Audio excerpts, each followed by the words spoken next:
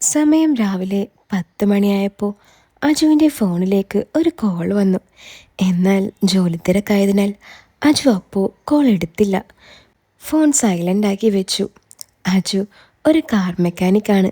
പണിക്കിടയിൽ ഫോണിൽ കളിച്ചിരുന്നാൽ ആശാൻ നല്ല ചീത്ത പറയും. ഉച്ചയ്ക്ക് കഴിക്കാൻ കയറും മുമ്പേ അജു കോള് നോക്കി. രേഷ്മേച്ചി മിസ് കോൾ 5 വട്ടം. Omanayamma miss call 5. ഇവൾമാർക്കിത് എന്ത് പറ്റി? അജു ഓർത്തുകൊണ്ട് ഫോണിൽ രേഷ്മയുടെ നമ്പറിലേക്ക് കോൾ ചെയ്തു. ഹലോ, അജു, നീ എവിടെ പോയി കിടക്കായിരുന്നു? ഞാൻ എത്ര നേരം വിളിച്ചു? രേഷ്മ ചോദിച്ചു. അവളുടെ വിചാരം ഞാൻ അവളെപ്പോലെ വീട്ടിൽ തിന്ന് കിടക്കുകയാണെന്നാണ്. ഞാൻ പണിയിലായിരുന്നടി, ഞാൻ മനസ്സിൽ പറഞ്ഞു. അത് ചേച്ചി, ഞാൻ ജോലിത്തിരക്കിലായിരുന്നു, അജു പറഞ്ഞു. എന്താ വിളിച്ചത്? ഓമനേച്ചിയുടെയും മിസ് കോള് കണ്ടല്ലോ, അജു ചോദിച്ചു. അജുമോനെ, നിൻ്റെ കയ്യിൽ 1,000 രൂപ എടുക്കാനുണ്ടോ? ഇന്ന് ലോണുകാരൻ വരും. 1-2 മാസത്തെ പൈസ ഉള്ളത് വലിയൊരു തുകയായി, അതിന്ന് അടക്കണം. ഉണ്ണിച്ചേട്ടന് ഒരോട്ടം കിട്ടി പോയിരിക്കുക. നിൻ്റെ കയ്യിലുണ്ടോടാ? രേഷ്മ ചോദിച്ചു. ആ ചേച്ചി, ഞാൻ കഴിക്കാൻ തുടങ്ങായിരുന്നു. എൻ്റെ കയ്യിൽ പൈസ ഇല്ല, ഞാൻ ആരോടെങ്കിലും ചോദിച്ചു നോക്കാം എന്നും പറഞ്ഞ് അജു ഫോൺ കട്ട് ചെയ്തു. ബാഗിൽ നിന്നും പൊതിയുമെടുത്ത് എന്നും കഴിക്കാനിരിക്കുന്നിടത്തു നിന്നും മാറിയിരുന്ന് അവൻ ഊണ് കഴിച്ചു. അവൻ കഴിച്ചുകൊണ്ടിരിക്കുമ്പോൾ തന്നെ രേഷ്മയുടെ വാട്സപ്പ് മിസ് കോൾ വന്നുകൊണ്ടിരുന്നു. ഒപ്പം മെസ്സേജുകളും. രേഷ്മയുടെ മെസ്സേജുകൾ. ഹലോ അജു, എന്തായടാ, കിട്ടിയോ? ലോൺകാരൻ വന്ന നാണക്കേടാണ്, പ്ലീസ് ഡാ ഒന്ന് നോക്ക്. ഹലോ അജു. അജു ഒരു ചിരിയോടെ ആ മെസ്സേജുകളൊക്കെ നോക്കിക്കൊണ്ടിരുന്നു. കഴിച്ചു കഴിഞ്ഞ് അജു നേരെ ബാത്റൂമിൽ കയറി വാതിലടച്ചു. രേഷ്മയെ വീഡിയോ കോൾ ചെയ്ത് അവൾ അപ്പോൾ തന്നെ കോൾ കട്ടാക്കി. 2-3 വട്ടം പിന്നെയും അജു വീഡിയോ കോൾ ചെയ്തു. രേഷ്മ അതൊക്കെ പിന്നെയും കട്ടാക്കി. ഹായ്, എന്താ ചേച്ചി ഇങ്ങനെ കട്ടാക്കുന്നേ? അജു രേഷ്മയ്ക്കൊരു മെസ്സേജ് ഇട്ടു. എന്താ കാര്യം, നീ പറ അജു. അത് പിന്നെ ചേച്ചി, ഞാൻ ഒരാളോട് പൈസ ചോദിച്ചു. ചേച്ചിക്ക് GPay ഉണ്ടോ? ആ ഉണ്ടടാ, പൈസ കിട്ടിയ വേഗം ഇട്ടുതാടാ. അവർ 3 മണിക്ക് വരുമെന്നാ പറഞ്ഞേ. ആ അതിനാ ഞാൻ വീഡിയോ കോൾ ചെയ്തത്. ചേച്ചി ഒന്ന് കോൾ എടുക്ക്. ഇല്ല അജു, നീ മെസ്സേജ് അയക്ക്, രേഷ്മ റിപ്ലൈ ചെയ്തു. എന്താ ചേച്ചി ബിസിയാണോ? അജു ചോദിച്ചു. അല്ല, നീ മെസ്സേജ് ഇട്ടാൽ മതി, രേഷ്മ പറഞ്ഞു. അജു പിന്നെയും അവൾക്ക് വീഡിയോ കോൾ ചെയ്തുകൊണ്ടിരുന്നു. എന്നാൽ രേഷ്മ അതെല്ലാം കട്ടാക്കി. 5ഉം 10ഉം വാങ്ങിയതൊക്കെ തന്നെ ഒരു വലിയ തുകയായിട്ടുണ്ട്. ഇപ്പോൾ പിന്നെയും ചോദിച്ചിരിക്കുന്നു. എന്നാൽ ഒരു വീഡിയോ കോൾ ചെയ്ത് കുറച്ചു നേരം ഒന്ന് കണ്ടേക്കാമെന്ന് വിചാരിച്ചപ്പോൾ അവൾക്ക് അതിന് സമ്മതമല്ല. അവനത് ആലോചിച്ചുകൊണ്ടിരിക്കുമ്പോൾ രേഷ്മ പിന്നെയും അവന് മെസ്സേജ് അയച്ചു. ചറപറ വരുന്ന അവളുടെ മെസ്സേജൊക്കെ അജു നോക്കി. ചേച്ചി, എന്നെ ആശാൻ പണിക്ക് കയറാൻ വിളിക്കുന്നു. ഞാൻ ചോദിച്ച ആളുടെ കയ്യിൽ ഇപ്പോൾ അത്രയും പൈസ എടുക്കാനില്ല. എൻ്റെ കയ്യിൽ 500 ഉണ്ട്, അത് മതിയോ എന്ന് അജു ചോദിച്ചു. ഇല്ലടാ, 500 കിട്ടിയിട്ട് കാര്യമില്ല, രേഷ്മ റിപ്ലൈ കൊടുത്തു. അജു പിന്നെ ഒന്നും റിപ്ലൈ ചെയ്യാൻ പോയില്ല. അവൻ നേരെ വർക്ക്ഷോപ്പിൽ പോയിരുന്നു. അന്ന് പിന്നെ അധികം വണ്ടിയൊന്നുമില്ലായിരുന്നു. അജുവിൻ്റെ ആശാൻ പുറത്തേക്ക് പോയ നേരം അവൻ ഫോണിൽ സിനിമയും വെച്ചിരുന്നു. മോളെ രേഷ്മേ, നീ അജുവിനെ വിളിച്ചോ? അവൻ എന്തു പറഞ്ഞു? 6 പവൻ്റെ സ്വർണ്ണ താലിമാല മാക്സിക്ക് മുകളിലൂടെ പിടിച്ച് ആലോചിച്ചുകൊണ്ട് ഓമന മകൾ രേഷ്മയോട് ചോദിച്ചു. അവൻ്റെ കയ്യിലില്ലെന്ന് പറഞ്ഞു. പിന്നെ വേണമെങ്കിൽ 500 രൂപയുണ്ട്, അത് ഇട്ട് തരാമെന്ന് രേഷ്മ പുച്ഛത്തോടെ പറഞ്ഞു. ആ ഉണ്ണിയല്ലേ അവനെ പണിക്ക് കയറ്റിയത് ആ വർക്ക്ഷോപ്പിൽ. ഇവനെ കൊണ്ട് ഒരു ഉപകാരവും ഇല്ലല്ലോ. ഓമന അജുവിനെ കുറ്റം പറഞ്ഞുകൊണ്ട് കൊച്ചുമകൻ അമ്പാടിയെടുത്ത് എളിയിൽ വെച്ചു. രേഷ്മ ആരെയോ ഫോൺ ചെയ്യുന്നത് നോക്കി ഓമന അവളോട് ആരെയാണെന്ന് ആംഗ്യം കാണിച്ചു. രേഷ്മ കണ്ണുകളടച്ച് ഓമനയെ കാണിച്ചു. ഹലോ ചേട്ടാ, അജുവിനെ ഞാൻ വിളിച്ചു. അവൻ്റെ കയ്യിൽ പൈസ ഇരുന്നില്ലെന്നാ പറഞ്ഞേ. രേഷ്മയുടെ വാക്കുകൾ കേട്ടപ്പോൾ അപ്പുറത്ത് ഉണ്ണിയാണെന്ന് ഓമനയ്ക്ക് മനസ്സിലായി. എന്നാ എന്ത് ചെയ്യൂ നീ? ഇപ്പോൾ അവൻ വരുകയും ചെയ്യും, രേഷ്മ പറഞ്ഞു. ആ അതിന് ഞാനെന്ത് ചെയ്യാനാ? നിങ്ങൾ അമ്മയും മോളും കൂടി ഒന്ന് ആലോചിക്ക്, വല്ല വഴിയുമുണ്ടോയെന്ന്. ഞാൻ ഡ്രൈവിങ്ങിലാണ്, പിന്നെ വിളിക്കാം എന്നും പറഞ്ഞ് ഉണ്ണി ഫോൺ കട്ട് ചെയ്തു. രേഷ്മയും ഓമനയും മുഖത്തോട് മുഖം നോക്കി നിന്നു. ഇനി ഇവർ ആരാണെന്നല്ലേ?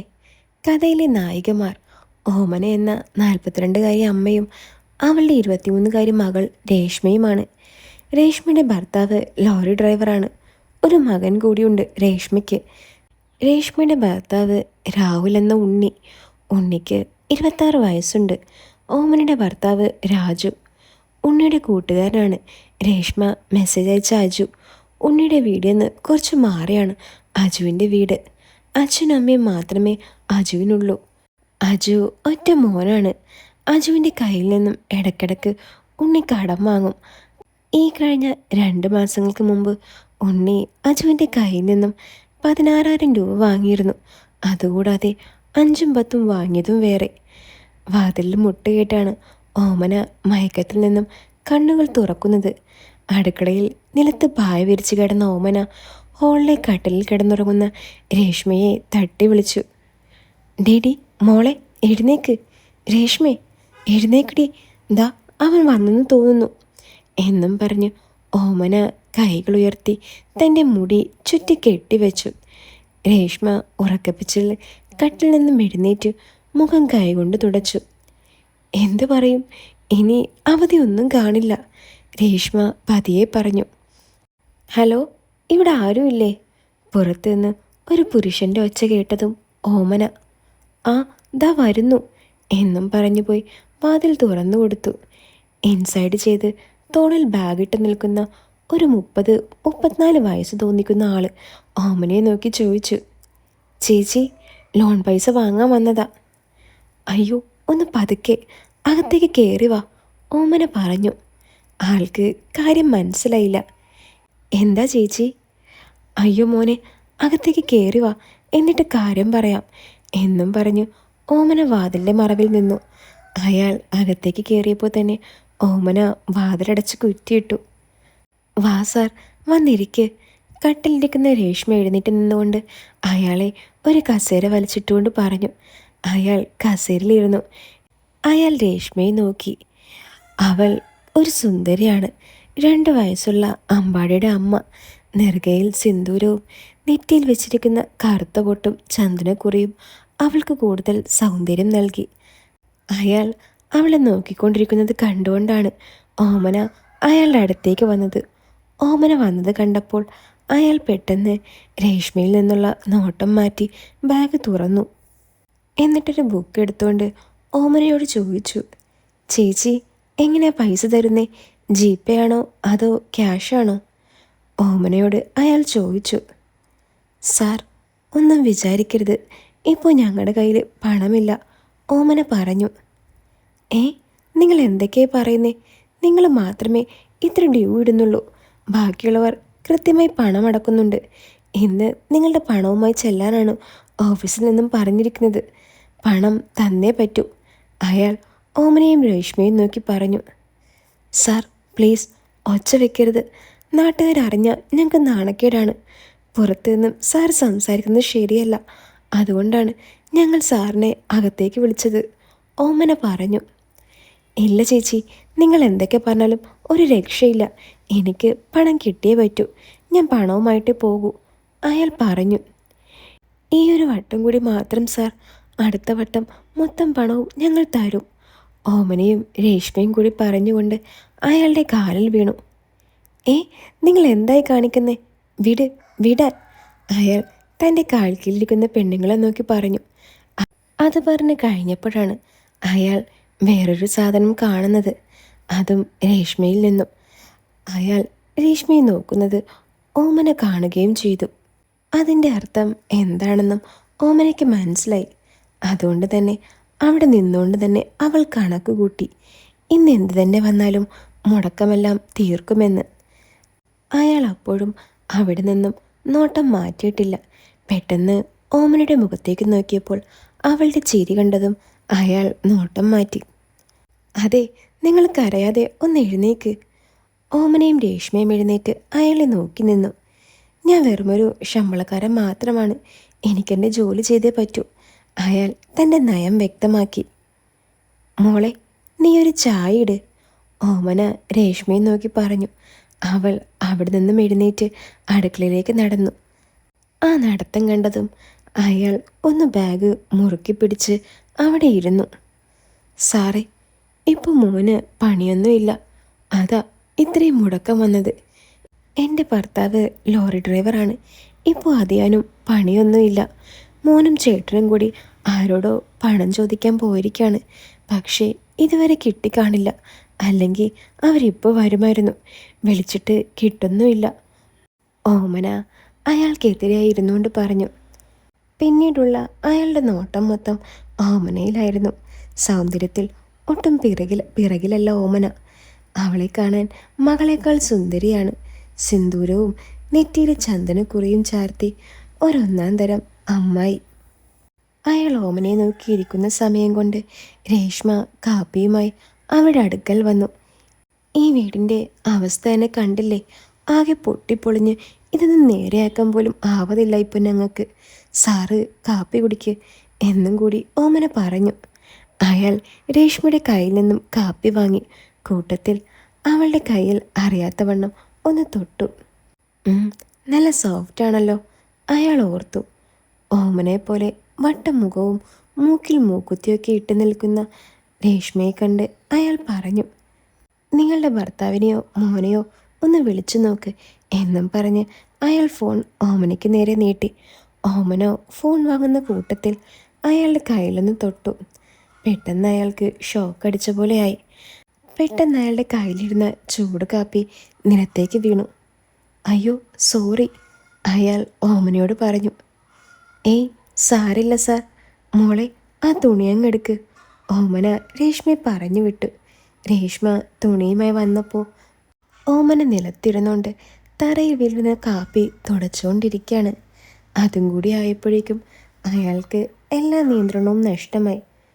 അയാൾ പൂർണ്ണമായും തൻ്റെ വഴിക്ക് വന്നെന്ന് ബോധ്യമായ ഓമന എഴുന്നേറ്റ് രേഷ്മയെ കണ്ണുകൾ കൊണ്ട് അടുക്കളയിലേക്ക് പോകാൻ കാണിച്ചു. രേഷ്മ അടുക്കളയിലേക്ക് മാറിയതും ഓമന എഴുന്നേറ്റ് അയാളുടെ അടുത്തായി വന്നിരുന്നു. സാറിൻ്റെ കാപ്പി പോയല്ലേ? ആ, അത് സാരില്ല ചേച്ചി, അയാൾ പറഞ്ഞു. അയ്യോ, അത് പറഞ്ഞാൽ പറ്റില്ല. ആദ്യമായി ഒരാൾ വീട്ടിൽ വന്നതല്ലേ, ഒരു ഗ്ലാസ് കാപ്പി പോലും കൊടുക്കാൻ പറ്റില്ല, എനിക്കത് വിഷമാണ് എന്നും പറഞ്ഞ് ഓമന അയാളെ ഒന്നുകൂടി നോക്കി. അത് കേട്ടതും അയാളൊന്ന് ചിരിച്ചു. ഓമന വീണ്ടും തുടർന്നു. കാപ്പി പോയെങ്കിൽ പോട്ടെ, ഞാൻ കുറച്ച് പാല് തരാം. അവൾ അങ്ങനെ പറഞ്ഞപ്പോൾ അയാൾ ശരിക്കും ഒന്ന് നെട്ടി. വാ സാറേ, നമുക്കകത്തേക്ക് പോകാം. അയാളുടെ കയ്യിൽ പിടിച്ചുകൊണ്ട് അകത്തെ റൂമിലേക്ക് കയറി ഓമന വാതിൽ ചാരി. കുറച്ചു നേരത്തിന് ശേഷം മകൾ രേഷ്മയും അവരോടൊപ്പം കൂടി. എല്ലാം കഴിഞ്ഞ് അയാൾ ഓർത്തു, ക്യാഷാണ് ഇവരുടെ പ്രശ്നം. അതിപ്പോൾ തൻ്റെ കയ്യിലുണ്ട്. താനത് കൊടുത്താൽ രണ്ടിനെയും എനിക്കെപ്പോൾ വേണമെങ്കിലും കിട്ടും. അയാൾ മേശയിൽ വെച്ചിരുന്ന അയാളുടെ ഫോൺ കൈ നീട്ടിയെടുത്തു. അതെൻ്റെ ജിപേ വഴി ലോൺ അടക്കാനുള്ള പൈസ അടച്ചു. എന്നിട്ട് ഫോൺ മാറ്റിവെച്ചു. കണ്ണുകളടച്ച് അവിടെ കിടന്നു. അതെ, ഒന്ന് എഴുന്നേറ്റേ. ആരോ തട്ടി വിളിക്കുന്ന കേട്ടാണ് അയാൾ കണ്ണു തുറന്ന് നോക്കിയത്. എല്ലാം കഴിഞ്ഞ് കുളിച്ച് സുന്ദരിയായി നിൽക്കുന്ന ഓമന. നെറ്റിയിൽ ചന്ദനക്കുറിയുമുണ്ട്. അതെ, സമയം എത്രയെന്നറിയാമോ? മണി 6 ഓമന അത് പറഞ്ഞതും അയാൾ വേഗം ചാടി എഴുന്നേറ്റു. ദേ പോയി കുളിച്ചേ, ഇതാ തോർത്ത്. ഓമന തലയിൽ നിന്നും തോർത്തഴിച്ച് അയാൾക്ക് കൊടുത്തു. അയാളത് വാങ്ങി കുളിമുറിയിൽ കയറി. ഫ്രഷായി വന്ന് അയാൾ പുറത്തേക്ക് ഇറങ്ങിക്കൊണ്ട് ഓമനയോട് പറഞ്ഞു, ഞാനെന്നാ പോയിട്ട് വരാം. അയാളെ നോക്കി ചിരിച്ചുകൊണ്ട് ഓമന പറഞ്ഞു. പോയിട്ട് വേഗം വാ. അതും പറഞ്ഞ് അയാളുടെ കൂടെ വാതിൽ വരെ ചെന്നു. അതെ, അടുത്ത വട്ടം വരുമ്പോൾ പൈസ കൃത്യമായി തരാം, ഓമന പറഞ്ഞു. വേണ്ട, അത് ഞാൻ അടച്ചു. ഇനി ക്യാഷിന് എന്തെങ്കിലും അത്യാവശ്യം വന്നാൽ എന്നെ വിളിച്ചാൽ മതി. ഞാനുണ്ട് നിങ്ങൾക്ക്, നിനക്കും അവൾക്കും. അയാൾ ഓമനയും രേഷ്മയും നോക്കി പറഞ്ഞു. എൻ്റെ കൃഷ്ണ, ഓമന കൈകൂപ്പി പറഞ്ഞു. എന്നാൽ ശരി, ഞാൻ പിന്നെ വരാം. അയാൾ യാത്രയും പറഞ്ഞ് അവിടെ നിറങ്ങി. ഓമന ചിരിക്കുന്ന കണ്ട് രേഷ്മ അവളെ നോക്കി. എന്നിട്ട് ചോദിച്ചു, എടി നീ ആ പോക്ക് കണ്ടില്ലേ? നടക്കാൻ പോലും വയ്യ. അത് പിന്നെ അമ്മയല്ലേ ആള്. രേഷ്മ ഓമനയെ കളിയാക്കി. ഡീഡി ഞാൻ ഇല്ലായിരുന്നെങ്കിൽ കാണായിരുന്നു, ഓമന പറഞ്ഞു. എങ്ങനെ ഉണ്ടായിരുന്നു? കൊള്ളായിരുന്നോ? രേഷ്മ ഓമനയോട് ചോദിച്ചു. ഒന്ന് പോടി, ഇതിനേക്കാൾ വലുത് വേറെ അല്ലേ മോളെ. പിന്നെ ഇപ്പോൾ നമുക്ക് റേഷനാണ് മോളെ. പിന്നെ നിനക്കിഷ്ടപ്പെട്ടോ? ഓമന ചോദിച്ചു. ഓമനത് പറഞ്ഞതും ഉണ്ണി പുറത്തു നിന്ന് അമ്പാടിയുമായി കയറി വന്നു. ആ എന്താണ് രണ്ടാളും കൂടി പറയുന്നേ? അമ്മേ ലോൺ അടച്ചോ? ഉണ്ണി ചോദിച്ചു. പൊക്കോളാം, പൈസ എവിടെന്നാ? അതമ്മേ അജുനോട് ചോദിച്ചു നോക്കാറുന്നില്ല ഒന്നുകൂടെ. ഡാ, നമ്മളെടുത്ത പൈസ അവനാണോ അടയ്ക്കുന്നേ? ഓമന ഉണ്ണിയെ നോക്കി ചോദിച്ചു. നീ എടുത്ത ലോൺ പൈസ നീ തന്നെ പണിയെടുത്ത് അടച്ചു തീർക്കണം, ഓമന കലിപ്പോടെ പറഞ്ഞു. അപ്പോൾ ഈ കഥ മുഴുവനായിട്ടും കേൾക്കാൻ നിങ്ങൾക്ക് ആഗ്രഹമുണ്ടോ? അതായത് ഇതിൻ്റെ ഉള്ളിലുള്ള എല്ലാ ഭാഗങ്ങളും മുഴുവനായിട്ടും കേൾക്കാൻ. അതിന് നിങ്ങൾക്ക് ആഗ്രഹമുണ്ടെങ്കിൽ അടിയിലെ കമൻറ്റ് ബോക്സിൽ ഞാനൊരു ലിങ്ക് കൊടുത്തിട്ടുണ്ട്, അതിൽ കയറി എനിക്കൊരു മെസ്സേജ് അയച്ചാൽ മതി കേട്ടോ.